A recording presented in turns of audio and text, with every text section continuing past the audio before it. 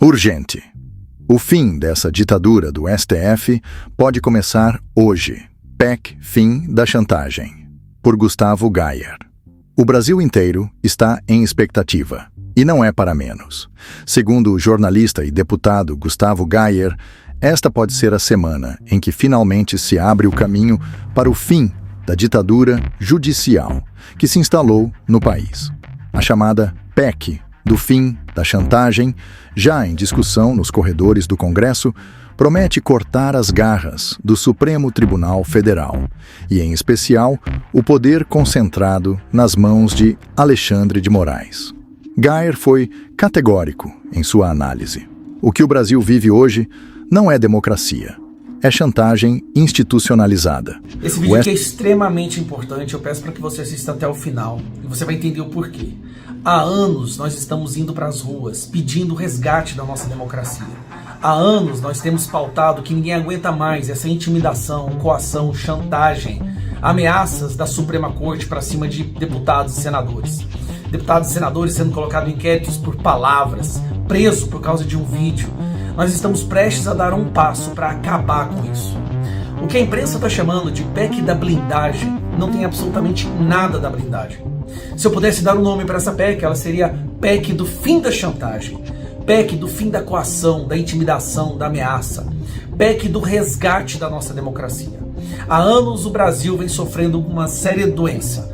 Os representantes eleitos não podem legislar, ou quando legislam, são ameaçados pela Suprema Corte Brasileira, que, lembre-se, é considerada hoje a maior ameaça à nossa democracia, de acordo com a última pesquisa.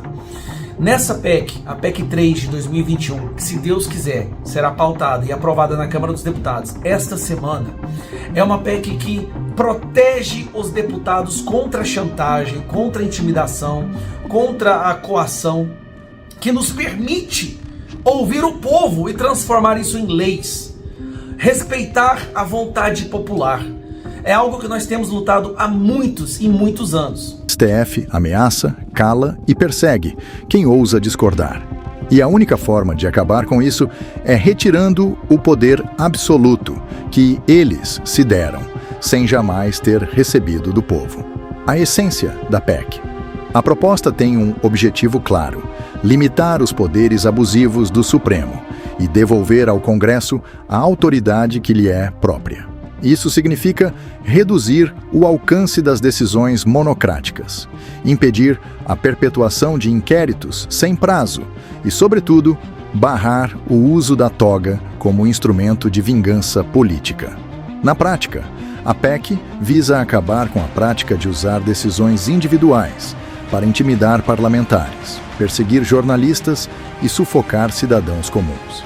É uma resposta à escalada de abusos que transformaram o STF em ator político, um partido de toga que interfere em eleições, decide candidaturas e redefinir o que pode ou não ser dito no Brasil. Vou dar um exemplo para vocês. Uma pergunta primeiro. Qual foi a última vez que o STF mandou prender alguém por corrupção? Ninguém se lembra? Qual foi a última vez que o STF mandou prender um deputado por palavras? Todo mundo se lembra. Qual foi a última vez que o STF mandou fazer uma busca e apreensão na casa de um parlamentar, senador ou deputado, por palavras? Ou mandou colocar tornozeleira eletrônica? Ou bloquear as contas bancárias? Por vídeos, por palavras. Isso vai acabar. Com essa PEC 3 de 2021, nós vamos resgatar as prerrogativas dos verdadeiros representantes eleitos, dos deputados, dos senadores. Veja, dos processos abertos hoje no STF, processos esses que são abertos para intimidar deputados, olha que loucura, 64% é contra deputados do PL.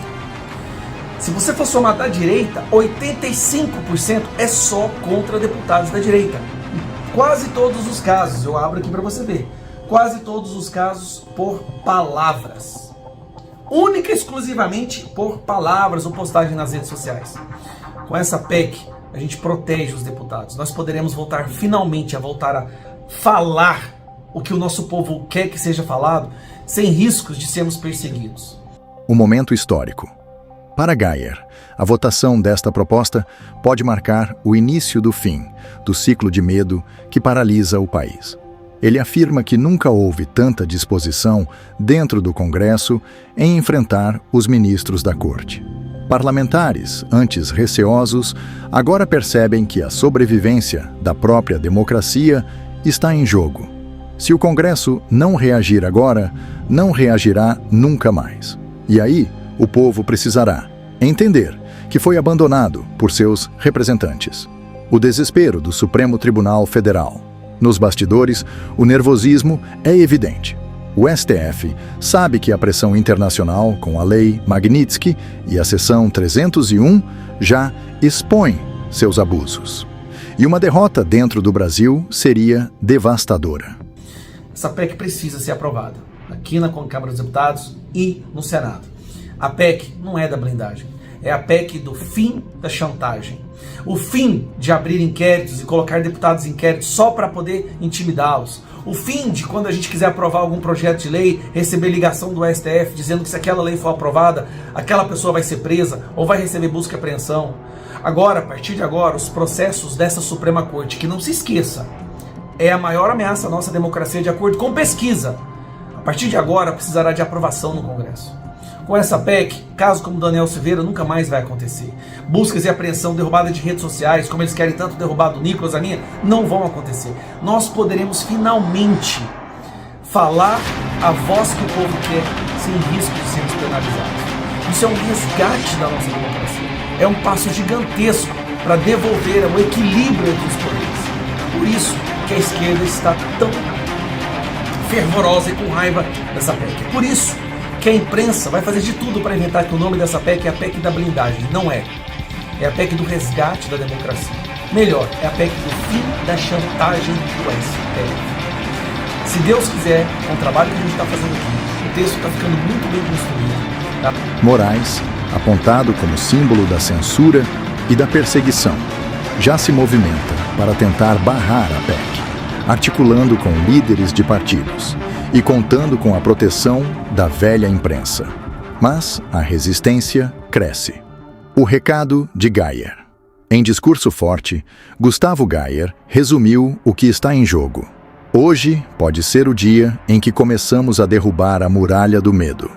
O dia em que mostramos que o Brasil não pertence a 11 homens de toga, mas a 220 milhões de brasileiros. Essa PEC é o início do fim da chantagem que sufoca a nossa nação. Se aprovada, a PEC pode abrir caminho para uma nova relação de forças no país. Se rejeitada, ficará registrado quem, dentro do Congresso, escolheu se ajoelhar diante da ditadura togada.